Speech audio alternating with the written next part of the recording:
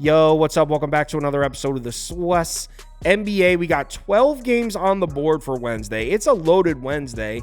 That being said, it's not loaded with a ton of great games. There are a few decent ones. In this video, I'm going through 5. So we're going to go through 5 games in this video. And then tomorrow morning, I'm going to go live at 10:30 a.m. and handicap a bunch of them that I didn't get to in this video, if you want to make it to that. And then 4 p.m. Eastern time, we'll go live, me, Ski, and Rob Vino, and we'll go through all 12 games and make our final decisions. So that's the live schedule for the day. But yeah, I'm going to go through 5 games. Let's get it. Oh, I'm sorry. I forgot to mention. So Tuesday night, as of right now, I am 1-0. But it looks like the Bucks are going to lose. I can't believe the Bucks blew this lead. The Bucks were winning this game comfortably at half. But this overtime is just starting for this game. So I doubt they're going to cover -8. We'll see. It's definitely possible. I already got Warriors Heat under. So I'm 1-0. Most likely going to be 1-1. Thunder and Pelicans, that game looks like it's coming down to the wire. It's a 1-point game. So I can't tell you how I did yet. Hopefully by the time you're watching this, I had a winning night. Update. So yeah, I may have started 1-0, but things went to trash pretty fast after that. The Bucks obviously lost, but I was expecting that. Bucks just did not come out of the tunnel after halftime. They looked like a completely different team. Pelicans had the lead with a few minutes, with like 2 or 3 minutes left, blew it, lost the under in that game as well. So I went from 1-0 to I am now 1-3. Damn, man, this is a really rough stretch for me. I need this shit to turn around. Hopefully, now the Kings and Mavs are at halftime, and I have the under in that game and the Kings. So hopefully I get at least one of those, but really rough stretch for me, man. Apologies to anyone who tailed. Let's get this back. Let's turn this around. Welcome to the Spurs. The Spurs.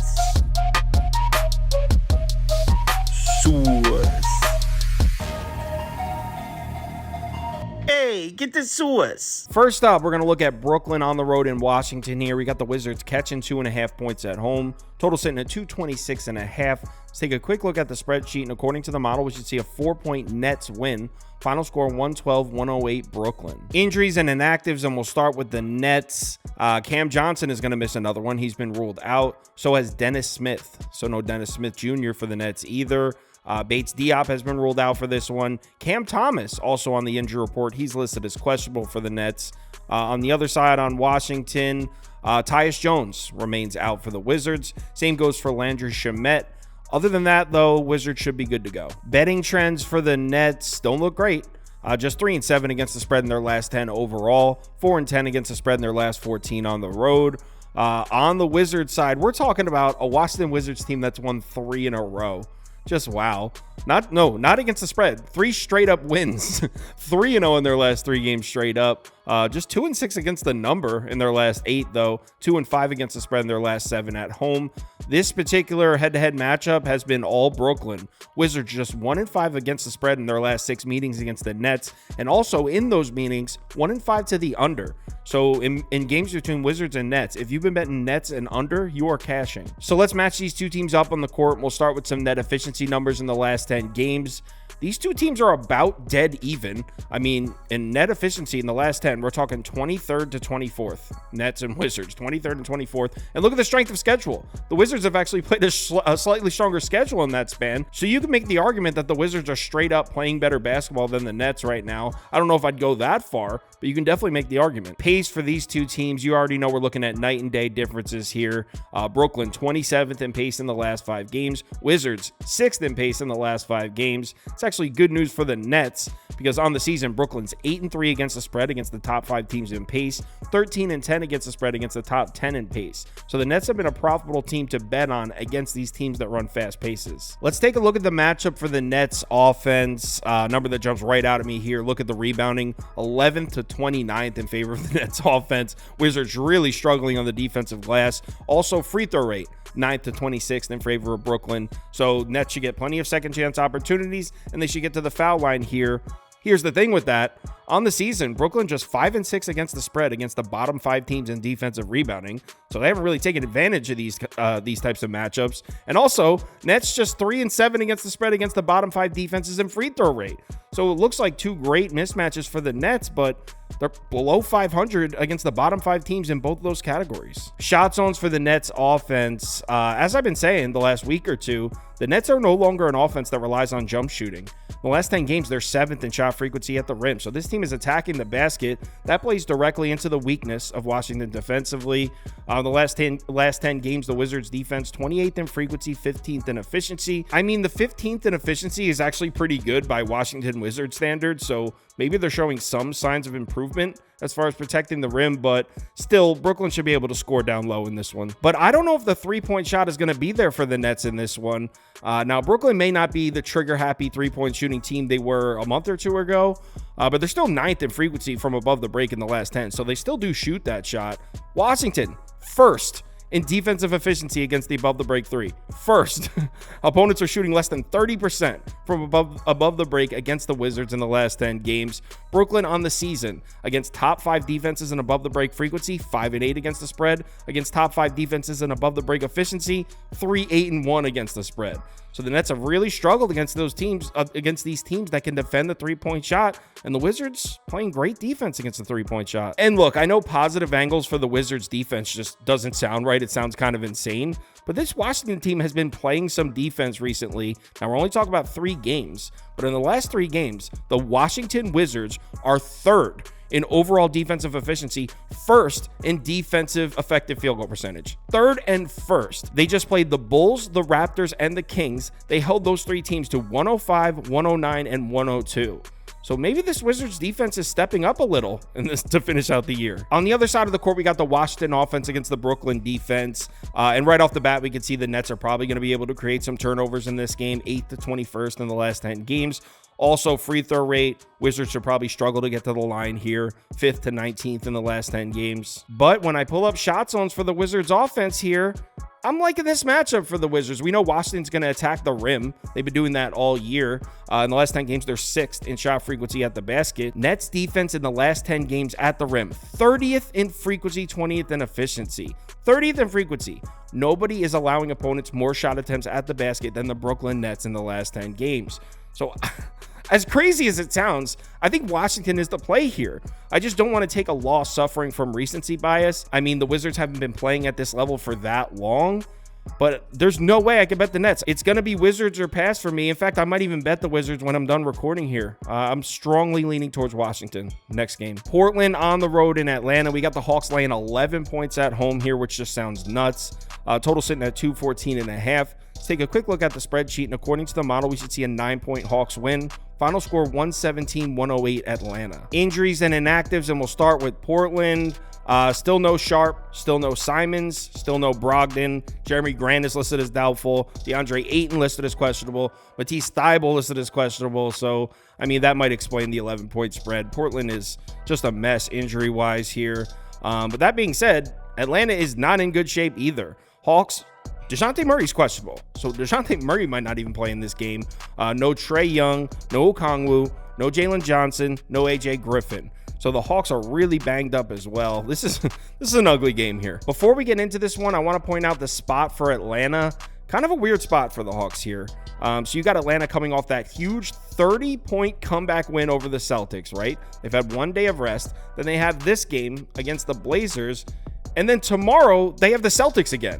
So, I mean, I don't know if the Hawks are really in a position at this point in the season to be caught in a look-ahead spot, but this is definitely a weird spot for the Hawks. I'd say spot-wise, this favors Portland. Betting trends for the Blazers, Portland 10-5 against the spread in their last 15, so Portland's been covering. They're 8-3 against the spread in their last 11 on the road, 18-16 against the spread as road dogs this year. On the Hawks side, they are 3-5 against the spread in their last 8, 5-1 against the spread in their last 6 at home, 7-2 against the spread in their last 9 as home favorites. So at home laying points has been favorable for the Hawks. In this particular head-to-head matchup, Portland 8-5-1 against the spread in their last 14 meetings against Atlanta, but they're just 2-4 against the spread in their last 6 trips to Atlanta. Trends for the total, Portland's been trending towards overs recently. 5-1 to the over in the last 6 Portland games, 3-1 to the over in their last 4 on the road. Atlanta also 5-1 to the over in their last 6, but they are 2-5 to the under in their last 7 at home. This particular head-to-head matchup has been all overs. 6-3 to the over in the last 9 meetings, 3-1 to the over in their last 4 meetings in Atlanta. So let's match these two teams up on the court, and we'll start with some net efficiency numbers. These two teams in the last 10 games, Atlanta's 15th in overall efficiency, Portland is 25th. So Atlanta has been playing better basketball, but if you look at the strength of schedule, Portland's up there at 4th, Atlanta 12th. So Atlanta has been playing better basketball, but they've done so against an easier schedule. We got the Blazers sitting 23rd in offensive rating, 25th in defensive rating. So this is a bottom 10 team, both offensively and defensively recently, or pretty much all year. That being said, Atlanta against bottom 10 offenses, 10-17 against the spread. Atlanta against bottom 10 defenses, 6-17 against the spread. So the fact that Portland is a bad team might favor the Blazers as far as covering this number. Let's take a look at the matchup for Portland's offense, and pretty close here. Look at free throw rate. Portland, unable to draw fouls, just 26 in free throw rate in the last 10. Atlanta, 27th in defensive free throw rate, so they foul a lot. Look at the trends associated with those numbers. Atlanta, 6-23 against the spread against the bottom 10 offenses in free throw rate. So offenses that don't draw fouls, the Hawks are 6-23 against the number against those teams. Meanwhile, Portland, against defenses that foul a lot, 13-8 against the spread against bottom 10 defenses. One thing Portland can do offensively is get active on the glass. In the last 10 games, they're 5th in offensive rebounding rate compared to 16th for the Hawks defense. Hawks against top 10 offensive rebounding teams, 7-14 against the spread on the season. I will say turnover should be a problem here, though, for the Blazers. In the last 10 games, Atlanta 9th in forced turnover rate defensively, Portland's offense at 27th. As we know, this Hawks defense has struggled in transition all year. They're actually dead last in defensive efficiency against the fast break, 28th in the NBA in points per game allowed in transition. Thankfully for them, Portland doesn't really have a fast break, or at least they haven't for most of the year. They've actually been slightly better with it recently. On the season, the Blazers are 26th in frequency, 30th in efficiency. That being said, does it even matter? I mean, Atlanta on the season, 3-9 against the spread against bottom 5 offensive fast breaks. This is crazy. Shot zones for Portland's offense, kind of tough to get a read on because this offense has changed its identity 15 times throughout the year. Recently, they have been attacking the interior, 10th in frequency at the rim, 11th in frequency in the paint. That is good news for the Blazers because the Hawks have struggled down there. In the last 10 games, Atlanta, 19th in efficiency at the rim, 23rd in the paint. On the other side of the court, we got the Hawks offense, and Atlanta definitely has the edge on this side. Look at the rebounding discrepancy here. In the last 10 games, Atlanta 6th in offensive rebounding rate, Portland back at 25th. That being said, Atlanta on the season against bottom 10 defensive rebounding teams, just 7-16 against the spread. So even when we find a positive matchup for the Hawks, it's negated by the fact that they never have covered the number against these types of teams. Now, we definitely need to take note that the Hawks had a period of time in the beginning of the season where they weren't covering against anybody, and obviously those are going to be included in these numbers. So some of these take with a grain of salt, but still, we're talking about Atlanta laying 11 points here. So we definitely should be pretty thorough if we're considering betting the Hawks. Free throw rate edge on this side goes to Portland's defense. So you might be thinking 23rd to 17th. Why even mention that? That's not much of an edge.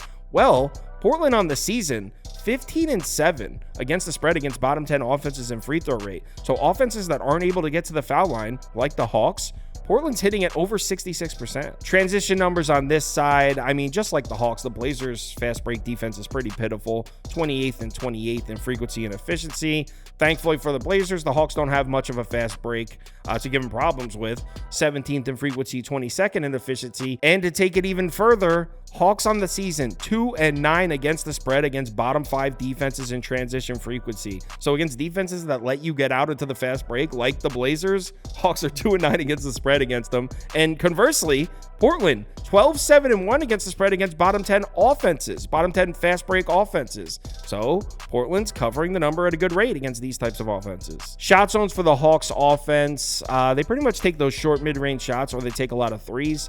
Those paint shots, they're 5th in frequency in the last 10 games, just 21st in efficiency, so they're not exactly draining them.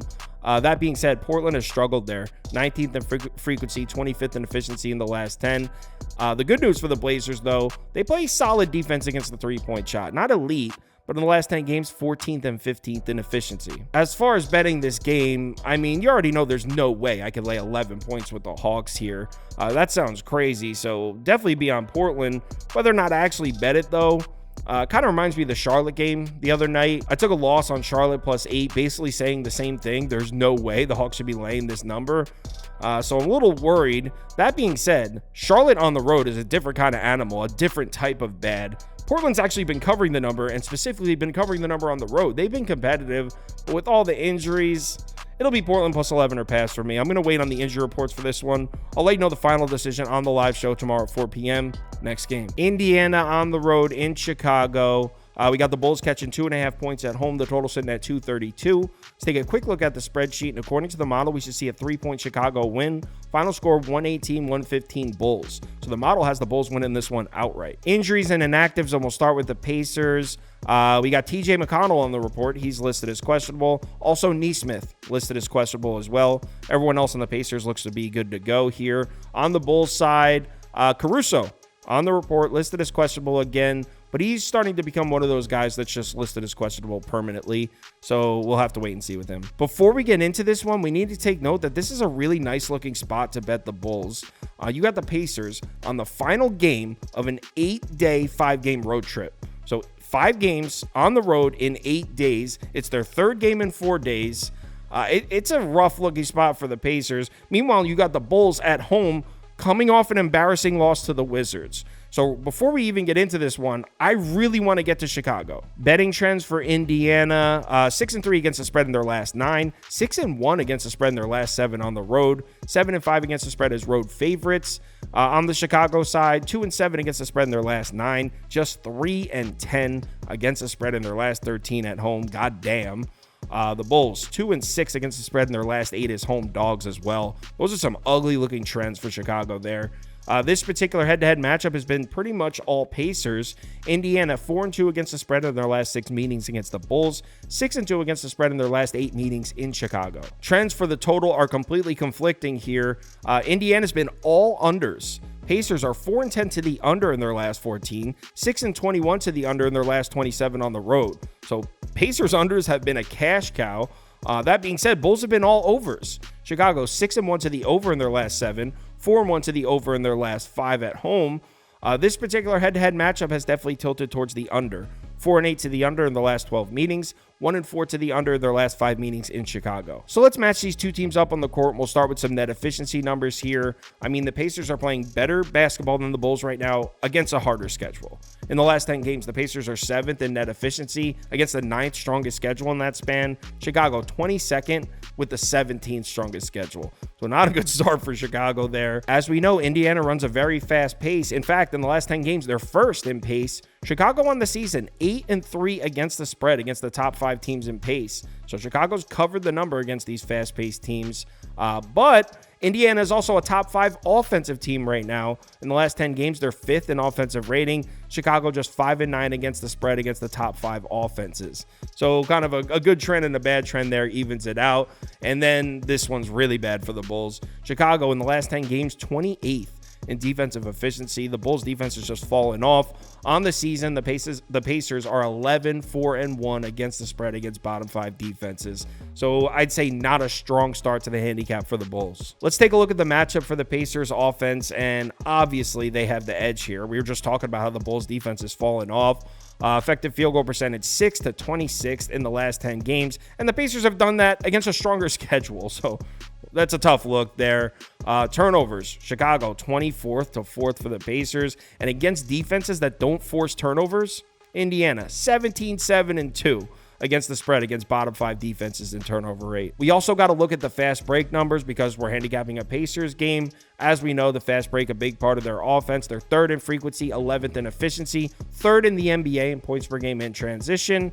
The Bulls, now this is a good one for Chicago. 3rd in frequency defensively against the fast break, meaning the Bulls have done a good job at limiting fast break opportunities from their opponents. Pacers against the top 5 defenses in that, 5-7 against the spread. Against the top 10 defenses in that, 9-12-1 against the spread. So those are the types of defenses that have given the Pacers problems. Defenses that don't let them get out in the fast break like the Bulls. Shot zones at the Pacers offense. You already know we're looking straight on the interior here. Pacers have been attacking the paint all year. In the last 10 games, they're 5th in shot frequency at the rim, 7th in the paint, 4th in efficiency at the rim too. So the Pacers are attacking the rim a lot and scoring at a high rate. Chicago really struggling to protect the basket recently. In the last 10 games, 17th in frequency, 27th in efficiency. They do have good numbers against that short mid-range shot in the paint, but overall, I'd say this is a pretty rough-looking matchup for the Bulls defense. On the other side of the court, we got the Bulls offense, and edge goes to the Pacers over here. I mean, effective field goal percentage in the last 10 games, 5th to 17th. Bulls have been doing a solid job protecting the basketball. They're 7th in turnover rate in the last 10 games, and Indiana hasn't been creating turnovers defensively. That being said, Pacers on the season are still 18-7-1 against the spread, against the top 10 offenses in turnover rate, so they haven't had a problem covering the numbers against these offenses that don't turn the ball over. Also, look at free throw rate. 3rd for the Bulls in the last 10 games compared to 30th for the Pacers, but still, Indiana 9-5-1 against the spread against the top 5 offenses in free throw rate, so that hasn't been a problem for them. And by the way, Chicago hasn't taken advantage of these matchups either. On the season, they're just 9-15 against the spread against the bottom 10 defenses in free throw rate. So on paper, 3rd to 30th, looks like the Bulls should get to the free throw line all night. But if it's not translating into covering the spread, I don't know how much weight we can put in it. Now, transition numbers for the Bulls offense. I actually think it's a positive that the Bulls don't run the fast break here. They're dead last in frequency in transition this year. So nobody runs fewer fast break than the Bulls have this year. But the Pacers, 4-9 against the spread against bottom 5 offenses in transition frequency. So against these teams that don't run the fast break often at all, Pacers just 4-9 against the number. Shot zones for the Bulls offense. They've been attacking the rim a lot. 8th in shot frequency at the rim in the last 10 games. Problem is they're 28th in efficiency. So they're taking a lot of shots at the basket, but they're not hitting them. And that's actually a terrible matchup against the Pacers, who want you to attack the basket and take contested layups. That's what the Pacers defense is designed to do. They put a lot of pressure on you on the perimeter, force you inside. They're 26th in frequency, 3rd in efficiency. So don't love that matchup for the Bulls. Also, the Bulls take a lot of long mid-range shots. They're 2nd in frequency from that zone in the last 10. Pacers, middle of the pack defending that. As far as betting this game, like I said earlier, this is a bull spot all the way. The Pacers have played what feels like a million games in the last week. They're on the tail end of this road trip. Bulls coming off an embarrassing loss at home. I mean, this is the spot you bet Chicago. But I really like the matchup on paper for the Pacers, so it'll be Bulls or pass. I don't think I'd actually get there with the Bulls, even though I love the spot for them. Say Bulls or pass. Next game. San Antonio on the road at Utah. We got the Jazz laying 2 or 2.5 points at home, depending on your sports book. Total sitting at 231.5.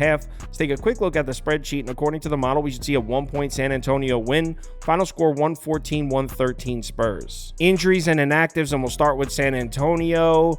We got Keldon Johnson listed as questionable for the Spurs, and Wembanyama. Wemby is on the report. He's listed as questionable, so we'll have to wait and see with that. On the Utah side, we got no Jordan Clarkson. He's been ruled out. Chris Dunn's been ruled out. And Lauri Markkanen's on the report as well. He's listed as questionable. Betting trends on the Spurs side. San Antonio 12-7 against the number in their last 19. 5-2 against the spread in their last 7 on the road. On the season, they're 17-18 against the spread as road dogs. On the Utah side, 2-7 against the spread in their last 9, 1-4 against the spread in their last 5 at home. They're 9-4 against the spread as home favorites, though. This has been the spot to bet Utah at home laying points. This particular head-to-head matchup has been all Jazz. Spurs are just 1-4 against the spread in their last 5 meetings against the Jazz, 3-7 against the spread in their last 10 trips to Utah. Both of these teams have been trending pretty heavily towards unders. San Antonio 2-6 to the under in their last 8, 3-6-1 to the under in their last 10 on the road.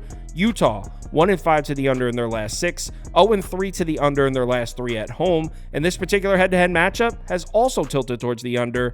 3-5 to the under in their last 8 meetings, 2-6 to the under in their last 8 meetings in Utah. So let's match these two teams up on the court. We'll start with some net efficiency numbers here.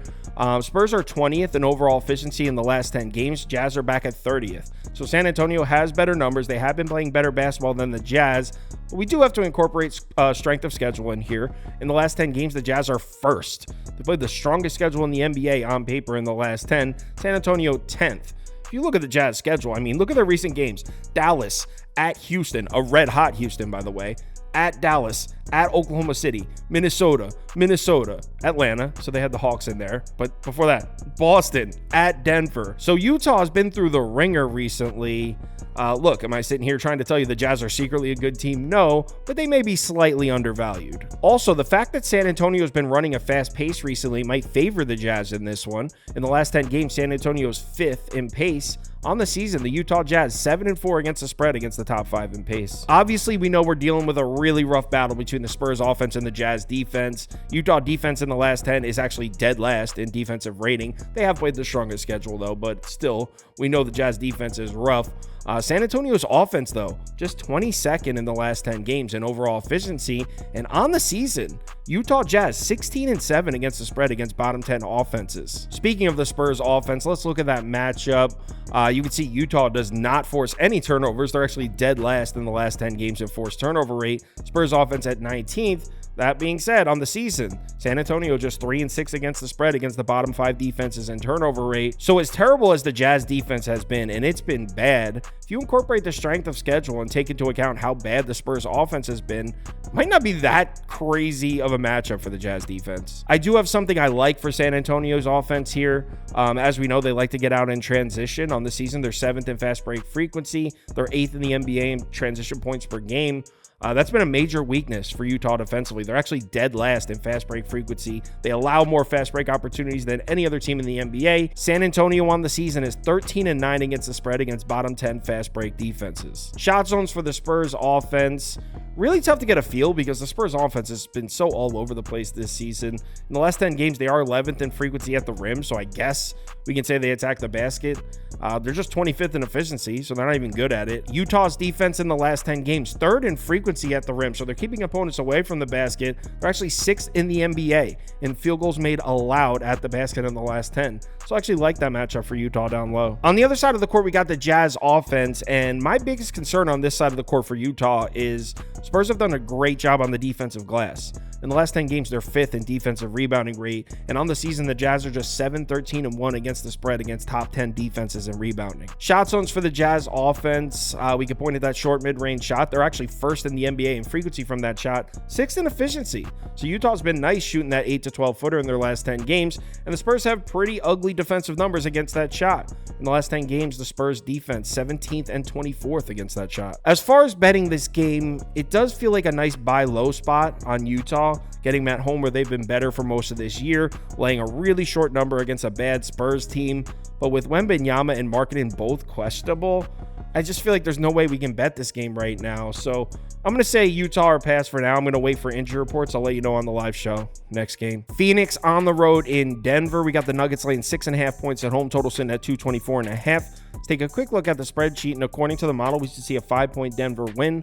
Final score 116-111 Nuggets. Injuries and inactives, and we'll start with Phoenix. Bradley Beal listed as questionable for the Suns. Same goes for Nurkic. So Beal and Nurkic both questionable. On the Denver side, we got, Jokic on the report, he's listed as probable. Porter on the report, he's listed as probable. Jamal Murray is listed as questionable. Aaron Gordon listed as questionable. So a bunch of big names on the injury report for the Nuggets. We'll have to wait and see on this one. Before we get into this one, I want to point out that this is kind of a weird spot for both teams. So both teams, obviously this is a big game, right? Suns versus Nuggets, Western Conference game, huge game.